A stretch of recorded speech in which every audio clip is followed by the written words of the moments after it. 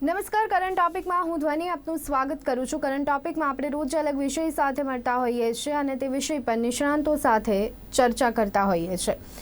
દર્શક મિત્રો, કોઈપણ દેશના વિકાસનો આધાર ત્યાંના શિક્ષણ પર રહેતો હોય છે, ત્યાંની શિક્ષણ પદ્ધતિ પર રહેતો હોય છે। પરંતુ આપણે અત્યારે હાલ જોઈ રહ્યા છીએ કે સમયાંતરે ઘણા બધા ફેરફાર આપણા ત્યાં શિક્ષણ નીતિમાં કરવામાં આવ્યા। શિક્ષણને લગતા અનેક ફેરફારો આપણા ત્યાં સમયાંતરે જોવા મળે છે અને ઘણી વખત તો એ કહેવું કદાચ વધારે નહીં હોય કે જલ્દી મોટા ફેરફાર અહીંયા કરવામાં આવે છે। આ બધાની વચ્ચે આજે જે એક માહિતી સામે આવી છે, આપણે વિદ્યાર્થીઓ વધુને વધુ પ્રમાણમાં ભણે, વધુને વધુ પ્રમાણમાં આગળ આવે તે માટે આપણે પ્રયત્નશીલ રહેતા હોઈએ છીએ। પરંતુ જે આંકડા સામે આવતા હોય છે, જે શિક્ષણ દરની અહીંયા વાત કરીએ, સાક્ષરતા દરની અહીંયા વાત કરીએ, અથવા તો પછી ગ્રેજ્યુએટ કે તેનાથી આગળના શિક્ષણની જો વાત કરીએ, જે માહિતીઓ સામે આવતી હોય છે એ ખૂબ જ ચોંકાવનારી માહિતીઓ રહેતી હોય છે। ફરી એક વખત જે આંકડા સામે આવ્યા છે, household social consumption on education in India રિપોર્ટમાં જે માહિતી બહાર આવી છે, આજે અમે આપની સાથે શેર કરવાના છીએ। રાજ્યમાં માત્ર 9.7% લોકો જ ગ્રેજ્યુએશનથી વધુ ભણેલા છે। ગામડાની મહિલાઓની જો વાત કરવામાં આવે તો રાજ્યની ગ્રામ્ય વિસ્તારની મહિલાઓમાં ગ્રેજ્યુએશનનું પ્રમાણ માત્ર 2.7% છે। આવા અનેક તારણો સામે આવ્યા છે। અલગ અલગ મુદ્દાઓ પર આજે આપણે ચર્ચા કરીશું અને આ ચર્ચા માટે અત્યારે મારી સાથે જોડાઈ ગયા છે હેમંત શાહ કે જેઓ આર્થિક રાજકીય વિશ્લેષક છે, તો સાથે કમલેશ જોશીપુરા કે જેઓ સૌરાષ્ટ્ર યુનિવર્સિટીના પૂર્વ કુલપતિ છે। બંને મહેમાનોનું ગુજરાત ન્યૂઝમાં કરંટ ટોપિકમાં સ્વાગત છે।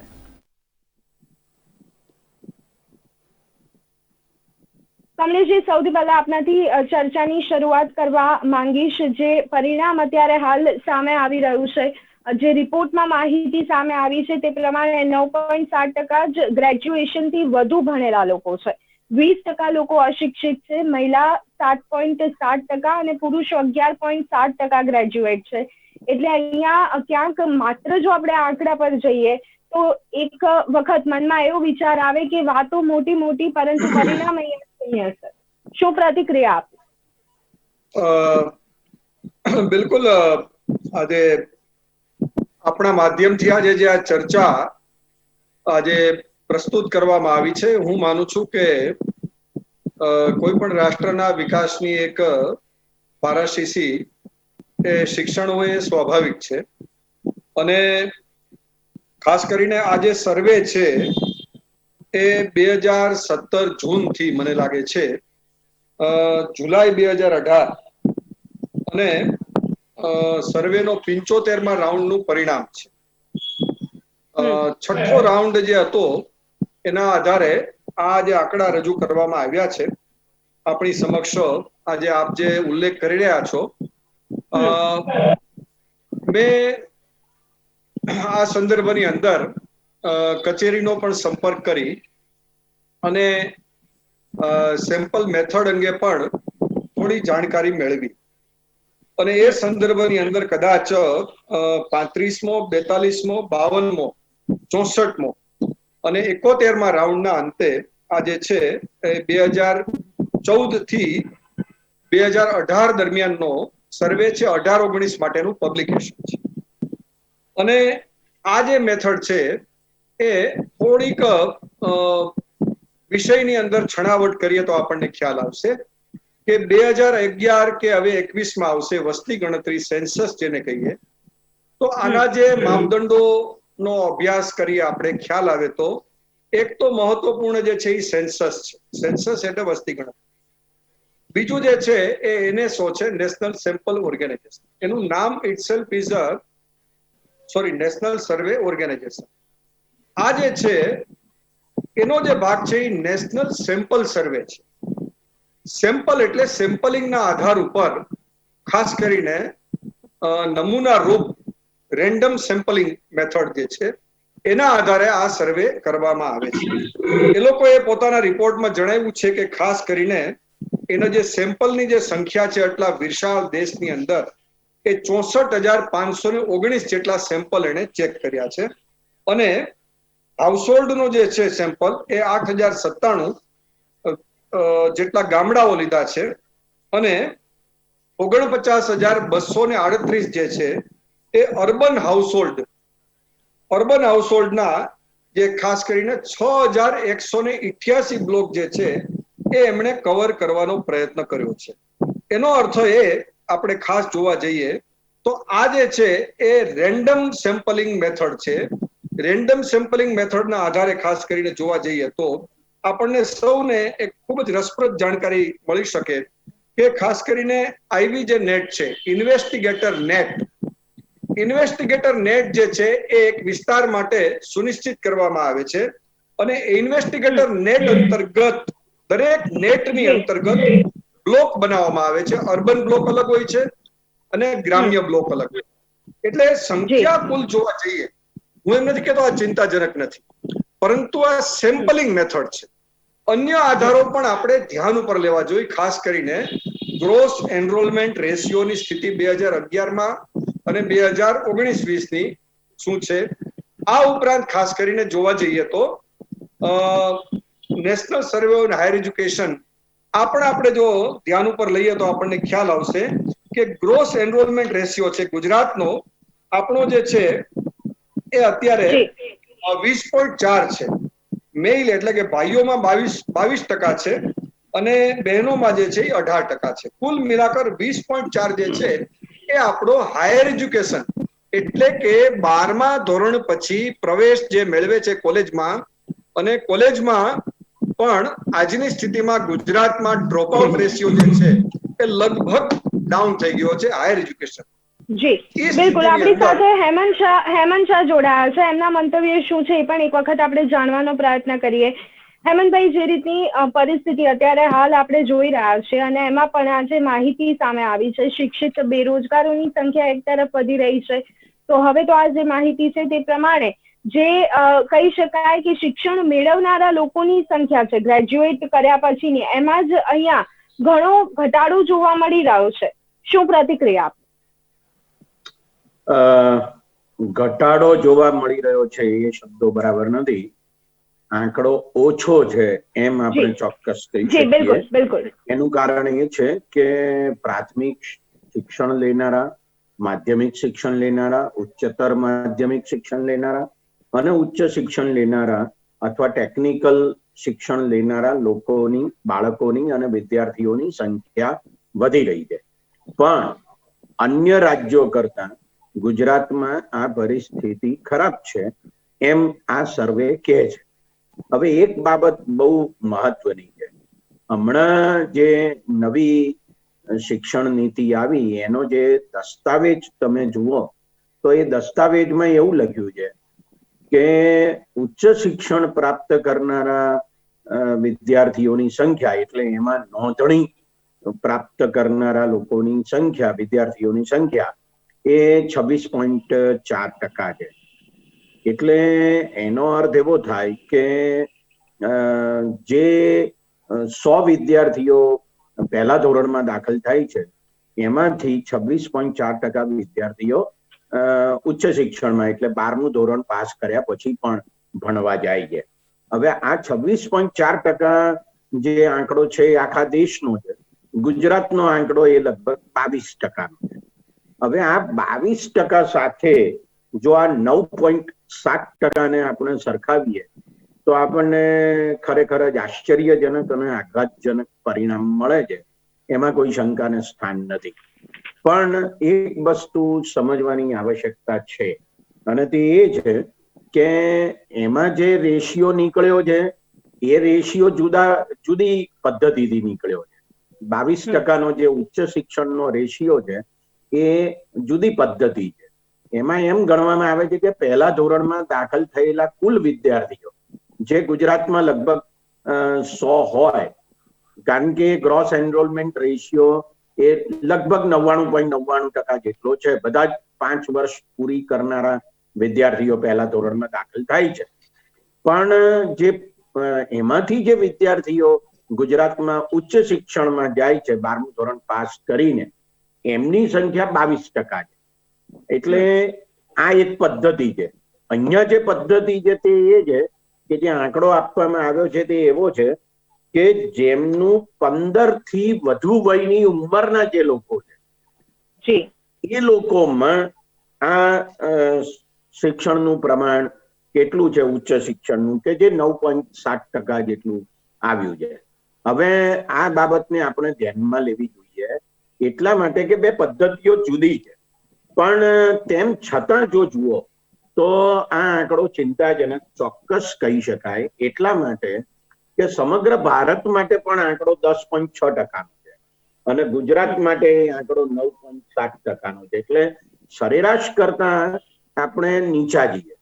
પેલામાં પણ પેલી પદ્ધતિ કે જેમાં 26.4% જેટલા ઉચ્ચ શિક્ષણમાં આવે છે એમ જે કહ્યું છે એમાં પણ આપણે નીચા જઈએ, કારણ કે આપણે 22% ઉપર જઈએ. એટલે મને એવું લાગે છે કે આ પરિસ્થિતિ વિશે ગુજરાત સરકારે વધારે ગંભીર થવાની આવશ્યકતા છે. એના બે કારણો મને લાગે છે. એક કારણ સામાજિક હોઈ શકે, પણ બીજું એક અગત્યનું કારણ છે તે એ છે કે શિક્ષણ ખાસું મોંઘું થઈ ગયું છે. શાળાઓમાં પણ શિક્ષણ મોંઘું થઈ ગયું છે અને ઉચ્ચ શિક્ષણ પણ મોંઘું થઈ ગયું છે. એટલે પરિણામ એ આવે છે કે રોજગારીની દ્રષ્ટિએ વિદ્યાર્થીઓ એમ વિચારે છે, 15 વર્ષથી વધુ વયના વિદ્યાર્થીઓ અથવા બાળકો એમ વિચારે છે કે જો રોજગારી મળી જતી હોય તો રોજગારી લઈ લઈએ, ભણવાનું તો થશે અથવા નહીં થાય તો પણ ચાલશે. હવે આવું કેમ વિચારે છે? તો એનું અગત્યનું કારણ એ છે કે ગરીબી વધારે છે, બેકારી વધારે છે.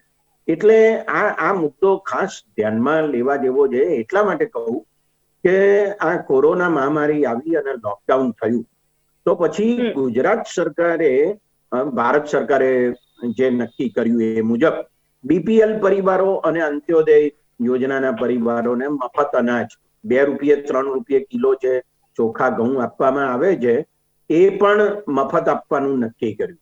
બહુ સારું કામ કર્યું. આ પછી એમાં APL 1 કાર્ડ પણ ઉમેરે. હવે આ બધાને જો તમે ભેગા કરો તો ગુજરાતની 88% વસ્તી થાય છે. જો આજે ગુજરાતની વસ્તી લગભગ 6 કરોડ અને 70 લાખ જેટલી અંદાજવામાં આવે છે, એમાં આ 88% જેટલી વસ્તી થાય તો એ આટલી બધી વલ્નરેબલ વસ્તી છે, અસહાયતા અનુભવે છે કોઈ અચાનક મુસીબત આવે છે ત્યારે. અને આવા પરિવારો એ શિક્ષણ પાછળ વધુ ખર્ચ કરવાને માટે તૈયાર થતા નથી. એટલે સ્ત્રીઓમાં 7.7% છે અને પુરુષોમાં 11.7% છે કે જે ઉચ્ચ શિક્ષણ પ્રાપ્ત કરવા જાય છે. એટલે મને લાગે છે કે આ ખાસો ચિંતાજનક મામલો છે. એક બીજો આંકડો આપીને મારી વાત પૂરી કરું અત્યારે. જે વિદ્યાર્થીઓ પહેલા ધોરણમાં ગુજરાતમાં દાખલ થાય છે એમની સંખ્યા લગભગ 16.5 થી 17 લાખની રહી છે. હવે આ જ વિદ્યાર્થીઓ 10મા ધોરણ સુધી આવે એટલે દાખલા તરીકે 2020માં, એટલે હમણાં ગયા માર્ચ મહિનામાં કોરોના પહેલા જે 10મા ધોરણની પરીક્ષા લેવાઈ, એ 10મા ધોરણની પરીક્ષામાં જે બોર્ડમાં વિદ્યાર્થીઓ બેઠા એમની સંખ્યા લગભગ 11 લાખ છે. હવે પહેલા ધોરણમાં 17 લાખ વિદ્યાર્થીઓ આજથી 10 વર્ષ પહેલા એટલે 2010માં દાખલ થયેલા અને એ 10મા ધોરણની પરીક્ષામાં આવતા 11 લાખ થઈ ગયા. તો આટલા મોટા પ્રમાણમાં ડ્રોપ આઉટ થાય છે. એ વિદ્યાર્થીઓ શાળા છોડી દે છે, ભણવાનું છોડી દે છે. આ એક હકીકત, આ સરકારના આંકડા છે. આ આંકડા કઈ મેં ઉભા કરેલા નથી. એટલે મને એવું લાગે છે તમે 12મા ધોરણમાં જુઓ તો એ 5.5 લાખ વિદ્યાર્થીઓ, અને એમાંથી પછી જે વિદ્યાર્થીઓ કોલેજમાં આવે છે એમની સંખ્યા તો લગભગ 3 લાખથી વધારે હોતી નથી, કારણ કે 12મા ધોરણનું રિઝલ્ટ પણ 80%ની આસપાસ આવતું હોય. પછી જે પાસ થયા એમાંથી કોલેજોમાં આવે છે, ઉચ્ચ શિક્ષણ પ્રાપ્ત કરે છે, તો એ તો 3 લાખથી વધારે છે જ નહીં. મારો કહેવાનો મુદ્દો એ છે કે આ સ્થિતિ એ ગંભીર સ્થિતિ છે અને આપણે નેશનલ એવરેજ કરતા પણ ઓછા છીએ, એ એક અગત્યની બાબત છે. એટલે મને એવું લાગે છે કે ગુજરાત સરકારે આ વાતને ગંભીરતાથી લઈ અને શિક્ષણ માટેનું ખર્ચ વધારવું જોઈએ અને સાથે સાથે એનું વધારે સંગીન આયોજન કરવું જોઈએ કે જેથી આપણે 5 વર્ષમાં, આવતા 5 વર્ષમાં એ બધું કાલે ને કાલે ના થઈ જાય, પણ આવતા 5 વર્ષમાં પરિસ્થિતિ અત્યંત સુધરે એવા પ્રકારે આયોજન કરવાની આવશ્યકતા છે. જી બિલકુલ. કમલેશભાઈ, આપની પાસે આવવા માંગીશ. અહીંયા હેમંતજીએ જે રીતે પોતાની વાત મૂકી છે, પોતાની પ્રતિક્રિયા મૂકી છે, ક્યાંક અન્ય કારણો તો છે, પણ સાથે અહીંયા આર્થિક કારણ સૌથી પહેલા અહીંયા સામે આવી રહ્યું છે. આપ આ બાબત સાથે કેટલા સંમત થાવ છો? અહીંયા હેમંતજીએ વાત કરી આર્થિક કારણના સંદર્ભમાં એક બીજો પણ આયામ છે મારા મતે, કે અલબત્ત કેટલા અંશે અસર કરે છે એનો કોઈ આપણા પાસે સંશોધનાત્મક આધાર નથી, પરંતુ એક બીજી પણ બાબત છે કે ખાસ કરીને ગુજરાતનો જે વ્યાપારી વર્ગ છે, એ વ્યાપારી વર્ગ અને સેલ્ફ એમ્પ્લોયડ જે ગ્રુપ્સ છે, કે ધોઝ હુ આર અર્નિંગ, પોતાના રીતે સ્વનિર્ભર છે અને વ્યાપારમાં છે. આમાં એક કેટલીક વાર સામાજિક કારણોસર એવી પણ એક પદ્ધતિ જોવા મળે છે કે આપણે એને જૂના વખતમાં મેટ્રિક શબ્દ હતો, હવે એસએસસી એચએસસી સુધી ભણાવી અને પછી પોતાના વેપાર ધંધાની અંદર જે છે એ પ્રસ્થાપિત કરે. એક બાબત.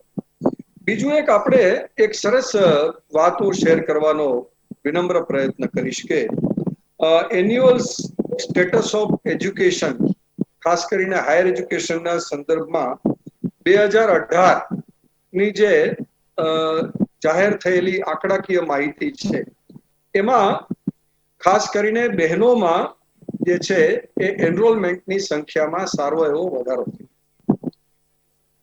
સવિશેષ રીતે સિક્કિમ, દિલ્હી, ચંદીગઢ, તામિલનાડુ, કર્ણાટક આ બધા રાજ્યો ચોક્કસ આગળ છે, કોઈ સવાલ નથી, પરંતુ સાથોસાથ એક પોઝિટિવ જે ટ્રેન્ડ આપણને જોવા મળ્યો છે ગુજરાત સંદર્ભની અંદર. સવિશેષ રીતે ઝારખંડ, પશ્ચિમ બંગાળ, ગુજરાત, મધ્યપ્રદેશ, ઓરિસ્સા, રાજસ્થાન આ જે રાજ્યો છે અને ઉત્તર પ્રદેશ, એ અત્યારની સ્થિતિએ હાયર એજ્યુકેશનના સંદર્ભની અંદર જે ગ્રોસ એનરોલમેન્ટ રેશિયો છે એ આપણે જોઈ શકીએ છીએ કે 17 કે એનાથી ઓછા ટકાથી લઈને આજે આપણે 2018-19 ની દ્રષ્ટિથી જોવા જઈએ તો 26.3 આપણો ગુજરાત પણ ઊભું છે. ગુજરાતમાં ખાસ કરીને ઉચ્ચ શિક્ષણના ક્ષેત્રે તટસ્થતા સાથે કહી શકીશ કે સૌના સહિયારા પ્રયત્નોથી ગ્રોસ એનરોલમેન્ટ રેશિયો જે છે એમાં વધારો થયો છે. અને હું એક આ સંદર્ભમાં આપને કહીશ કે હાયર એજ્યુકેશનનો જે સર્વે છે આપણો, MHRD પણ આ સંદર્ભની અંદર કર્યો અને યુનિવર્સિટી ગ્રાન્ટ્સ કમિશને જે પ્રકાશિત કર્યો. એક નાનકડી બાબત આપના ધ્યાન ઉપર મૂકીશું કે 2011-12માં 16.5 હતું, જે આજે જે છે એ આપણે 26.3 પહોંચ્યા છે. રાષ્ટ્રીય શિક્ષણ નીતિની સંકલ્પના પ્રથમ 35 થી 50% પહોંચવા સુધીની છે. અને એસડીજી જે છે સસ્ટેનેબલ ડેવલપમેન્ટ ગોલ, એમાં 2030 ની જે સંકલ્પના છે, એટલે કે 10 વર્ષ 2015 થી 2030 15 વર્ષની જે બાબત છે એમાં પણ 50-50 મહિલાઓની સમાનતાના સંદર્ભમાં, શિક્ષણની સમાનતાના સંદર્ભમાં અને ગ્રોસ એનરોલમેન્ટ રેશિયોના સંદર્ભની અંદર ખાસ કરીને 50% પહોંચવા સુધી છે. મને એમ લાગે છે આજે આપણે સેમ્પલ સર્વે, મેં એક બાબત સ્પષ્ટ, આઈ ડોન્ટ ડિનાય, આંકડા આવેલા છે ભારતની જે છે મિનિસ્ટ્રી ઓફ સ્ટેટિસ્ટિકલ ઇન્ફોર્મેશનના જ આંકડા છે, આઈ ડોન્ટ ડિનાય, એ સાચા છે, પરંતુ એ સેમ્પલ સર્વે છે. બેન, સેમ્પલ સર્વે જે છે કઈ પદ્ધતિ પર સર્વે કરવામાં આવ્યો છે એ પણ ઘણું મહત્વપૂર્ણ રહેતું હોય છે. ફરી એક વખત હેમંતભાઈ આપની પાસે આવવા માંગીશ. અલગ અલગ અહીંયા કારણો છે સામે આવી રહ્યું છે, સાથે અહીંયા જે પદ્ધતિ છે સર્વે કરવાની તેની પર પણ અહીંયા આપણે ચર્ચા કરી, પરંતુ હવે જે પરિસ્થિતિ છે અત્યારે હવે આપણી સામે છે, શું લાગે છે કે આર્થિક કારણને જો બાજુ પર મૂકી દઈએ તો શૈક્ષણિક રીતે જે પણ થોડા ઘણા અવરોધો છે એ જે નવી શિક્ષણ નીતિ આવી છે તેના કારણે દૂર થશે અને ક્યાંક આમાં આપણને સુધારો જોવા મળી શકે તેમ આપ આશા રાખી રહ્યા છો? નવી શિક્ષણ નીતિ વિશે અલગથી ચર્ચા કરી શકાય, પણ બે મુદ્દા મારે આ સર્વેના સંદર્ભમાં નવી શિક્ષણ નીતિમાં જે કંઈ કહેવામાં આવ્યું છે એની સાથે જોડીને મારે કહેવા છે. નવી શિક્ષણ નીતિ એક બહુ સારી વાત કરે છે, જે અગાઉની શિક્ષણ નીતિઓમાં પણ કરવામાં આવી હતી, કે જીડીપીના 6% જેટલું ખર્ચ એ સરકારો કરશે, એટલે કે જાહેર ખર્ચ કરશે. હવે આ અગાઉ પણ કહેવામાં આવ્યું છે, આ કંઈ અત્યારે જ કહેવામાં આવ્યું છે એવું નથી. અને 1968 થી શરૂ કરીને 2020 સુધીમાં બધી પાર્ટીઓની સરકારો આવી ગઈ અને એમાંથી કોઈએ 6% જેટલું ખર્ચ કરવા માટેનો ઉત્સાહ બતાવ્યો નથી. ખરેખર તો આ જે 6%ની વાત કરવામાં આવી છે, જીડીપીના 6%ની, એના કરતા ઘણું વધારે ખર્ચ કરવાની આવશ્યકતા છે. એનું કારણ એ છે કે આટલા વર્ષો સુધી નથી કર્યું, એટલે જે ઘટ પડી છે એ ઘટ પૂરી કરવી હોય ને બહુ ઝડપથી પૂરી કરવી હોય તો જીડીપીના 6% નહીં, કદાચ 10% કે 12% જેટલું ખર્ચ એ શિક્ષણ પાછળ કરવું પડે. અને તો તમે આ જે સર્વેમાં પરિસ્થિતિ આવી છે આપણી પાસે, એ પરિસ્થિતિમાંથી આપણે બહાર નીકળી શકીએ. જોશીપુરા સાહેબે બહુ સરસ વાત કરી, અને તે એ કરી કે આપણે ગ્રોસ એનરોલમેન્ટ રેશિયો 50% કરવાનું 10 વર્ષમાં વિચારી છે. પણ એ 50% ત્યારે થશે કે જ્યારે શિક્ષણ સારું, ગુણવત્તાવાળું અને સસ્તું થશે. જો મોંઘું શિક્ષણ થશે, હું એની બહુ વિગતોમાં અત્યારે જતો નથી, પણ આ સર્વેમાં એની પણ વાત છે કે કેટલા લોકો ખાનગી શાળાઓ, ખાનગી યુનિવર્સિટીઓ, કોલેજો વગેરેમાં શિક્ષણ પ્રાપ્ત કરે છે, ને એમનો ખર્ચો કેટલો છે. તો એ ખર્ચના જો આંકડાઓ જુઓ તમે, તો પણ તમને ખ્યાલ આવે છે કે આ સામાન્ય માણસો તો આ શિક્ષણ પ્રાપ્ત કરી શકે આટલું મોંઘું, એવી કોઈ શક્યતાઓ જ નથી. કારણ કે દેશમાં 80 કરોડ લોકો તો એવા છે કે જે લોકો ગરીબ છે, એમ ભારત સરકાર પોતે કહે છે, 2013 થી કહે છે. અને એ આંકડો અત્યારે કઈ ઘટી ગયો છે એવું છે પણ નહીં. એટલે મને એવું લાગે છે કે શિક્ષણને આપણે જરા વધારે ગંભીરતાપૂર્વક લેવાની આવશ્યકતા છે. અને કેન્દ્ર સરકાર અને રાજ્ય સરકારો બંને આ બાબત માટે, પાર્ટી ગમે તે હોય પણ બંને આ બાબત માટે ગંભીર થાય.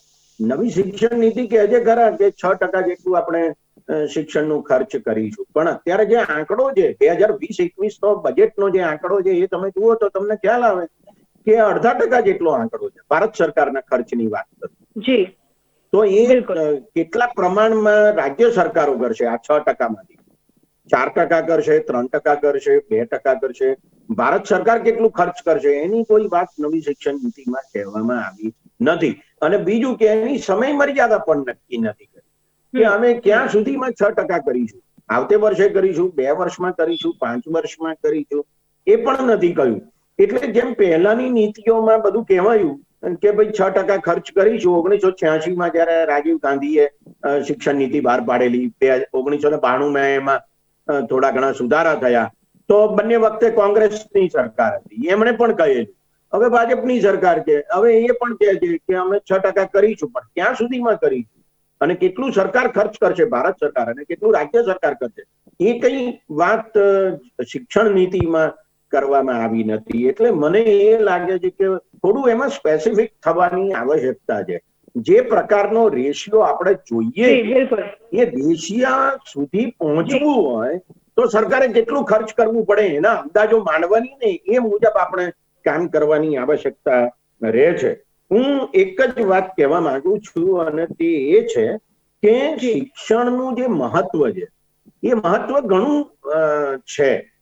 ખાસ કરીને એની જે ભૂમિકા છે એ સશક્તિકરણની ભૂમિકા છે. એ વિદ્યાર્થીઓને અને નાગરિકોને એમ્પાવર કરે છે કે જેથી એ પોતે પોતાના શોષણનો વિરોધ કરી શકે અને પોતે વિકાસ કરી શકે. એટલે એ અપવર્ડ મોબિલિટી ઊભી કરે. આ બાબતને ધ્યાનમાં લઈને શિક્ષણ પાછળ વધારે ખર્ચ કરવાની આવશ્યકતા છે.